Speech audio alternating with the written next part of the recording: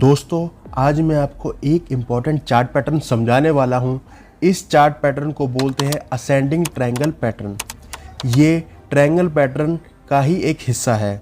इसको bullish continuation chart pattern भी बोलते हैं। इस पैटर्न में हमें ट्रायंगल ऊपर की तरफ बढ़ते हुए नजर आता है। मैं अपनी ट्रेडिंग में इस पैटर्न को काफ़ी यूज़ करता हूं। अगर आप भी इस पैटर्न को सीख के अच्छे से प्रैक्टिस करते हैं तो डेफिनेटली आप लोग भी लॉस मेकिंग ट्रेडर से एक प्रॉफिटेबल ट्रेडर बन जाएंगे। तो चलिए इस पैटर्न को कैसे अप्लाई करना है और किन किन बातों का ध्यान रखना है वो सीख लेते हैं। इस पैटर्न को बनने से पहले एक अप ट्रेंड होना चाहिए। फ्रेंड्स, अगर आपको ट्रेंड आइडेंटिफाई करना नहीं आता है तो कमेंट करना, मैं उससे रिलेटेड वीडियो आपके लिए ले आऊँगा। तो फ्रेंड्स, हमको अप ट्रेंड आइडेंटिफाई करना है, यानी ये पैटर्न बनने से पहले अप ट्रेंड होना चाहिए और उसके बाद प्राइस एक रेजिस्टेंस ले और नीचे आने लगे और फिर से नीचे एक सपोर्ट बनाए और अपना अप ट्रेंड कंटिन्यू करे। अब चार्ट में first resistance and first support बन चुका है। अब प्राइस को फिर से फर्स्ट रेजिस्टेंस के आसपास ही रेजिस्टेंस मिलना चाहिए और प्राइस सेकंड टाइम नीचे आए और सेकंड सपोर्ट बनाए। दोस्तों एक बात ध्यान रखना, सेकंड सपोर्ट फर्स्ट सपोर्ट के ऊपर ही होना चाहिए। तो अब हमको दो रेजिस्टेंस एंड दो सपोर्ट मिल चुके हैं ट्रेंड लाइन ड्रॉ करने के लिए। अब हम रेजिस्टेंस के हाई को कनेक्ट करके एक हॉरिजॉन्टल लाइन ड्रॉ कर लेंगे एंड नीचे की तरफ जो दो सपोर्ट है इनके भी दोनों लोज को कनेक्ट करके एक ट्रेंड लाइन ड्रॉ कर लेंगे। अब हमारे असेंडिंग ट्रायंगल की फॉर्मेशन कंप्लीट हो चुकी है। फ्रेंड्स, मिनिमम 2 पॉइंट कनेक्शन हमको चाहिए होता है। 2 से ज़्यादा पॉइंट्स अगर कनेक्ट होते हैं रेजिस्टेंस के और नीचे ट्रेंड लाइन के तो वो और भी ज़्यादा अच्छा रहेगा हमारे पैटर्न के लिए, लेकिन मिनिमम 2 कनेक्शन हमको चाहिए रहेंगे। फ्रेंड्स, आपको ये चार्ट पैटर्न किसी भी टाइम फ्रेम में देखने को मिल सकता है। अगर आप लोग इंट्राडे कर रहे हैं तो 5 मिनट्स या 10 मिनट्स का टाइम फ्रेम यूज़ करें एंड स्विंग ट्रेडिंग के लिए 1 आवर्स टू 1 डे की कैंडल्स का यूज़ कर सकते हैं। तो चलिए अब अपनी बाइंग एंट्री कैसे प्लान करनी है और टारगेट्स एंड स्टॉप लॉस कहाँ लगाने हैं वो समझ लेते हैं। फ्रेंड्स, असेंडिंग ट्रायंगल की फॉर्मेशन कंप्लीट होने के बाद हम लोगों को ब्रेकआउट होने का वेट करना होता है और ब्रेकआउट विद वॉल्यूम होना चाहिए। जो कैंडल ब्रेकआउट देती है हम उसकी नेक्स्ट कैंडल में एंट्री लेते हैं। फ्रेंड्स, ध्यान रखना, जो कैंडल ने ब्रेकआउट दिया है उसकी नेक्स्ट कैंडल में हम एंट्री लेंगे। ब्रेकआउट कैंडल के लो पे अपना स्टॉप लॉस लगाना है।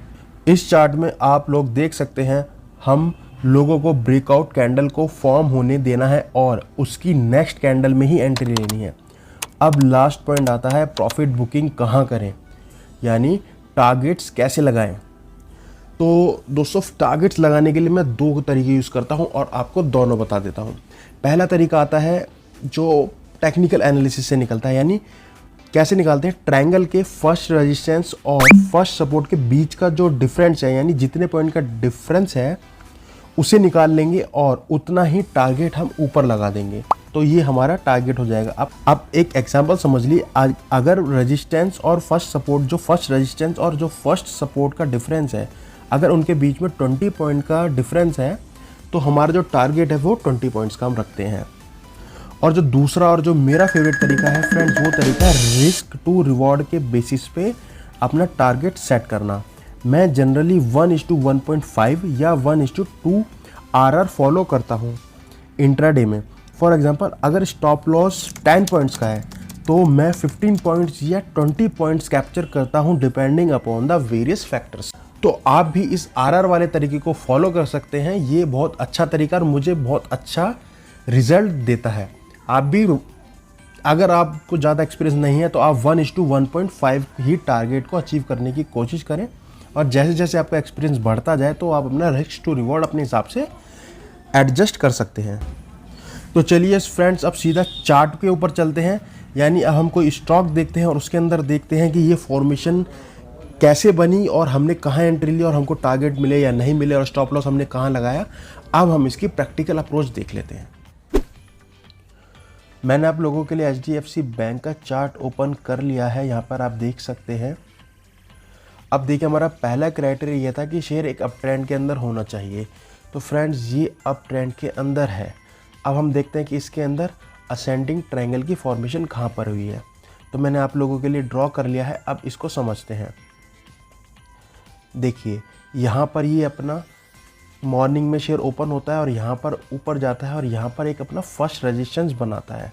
अब हमको फर्स्ट रेजिस्टेंस बन गया है, उसके बाद शेयर प्राइस क्या होता है, नीचे आता है और नीचे आने के बाद यहाँ पर एक सपोर्ट बनाता है। सपोर्ट बनाने के बाद अब हमारा एक रेजिस्टेंस कंफर्म हो चुका है और एक सपोर्ट हमको मिल चुकी है। उसके बाद शेयर प्राइस दोबारा ऊपर जाता है और जो पहला रेजिस्टेंस था यानी जो R1 था वहीं पर एक और रेजिस्टेंस बनाता है उसके आसपास, ये होता है हमारा R2। अब हम क्या करते हैं, R1 और R2 को फ्रेंड्स एक हॉरिजॉन्टल लाइन से कनेक्ट कर लेते हैं। उसके बाद R2 से फ्रेंड्स शेयर दोबारा नीचे आता है और एक और सपोर्ट बनाता है। ये पहली सपोर्ट थी S1 और ये दूसरी सपोर्ट है S2। और मैंने क्या बताया था आपको, मैंने बताया था ना कि जो सेकंड सपोर्ट बने वो फर्स्ट सपोर्ट से ऊपर बननी चाहिए।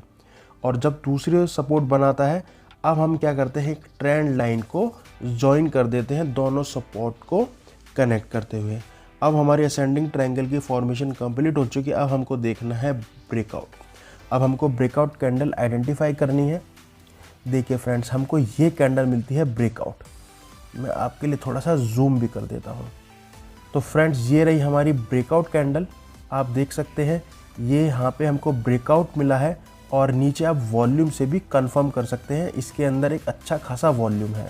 अब हमको क्या करना है, इसकी जो नेक्स्ट कैंडल है हमको उस पर एंट्री ले लेनी है और जो ब्रेकआउट कैंडल थी उसके नीचे यानी हमको यहाँ पर स्टॉप लॉस प्लेस करना है अपना।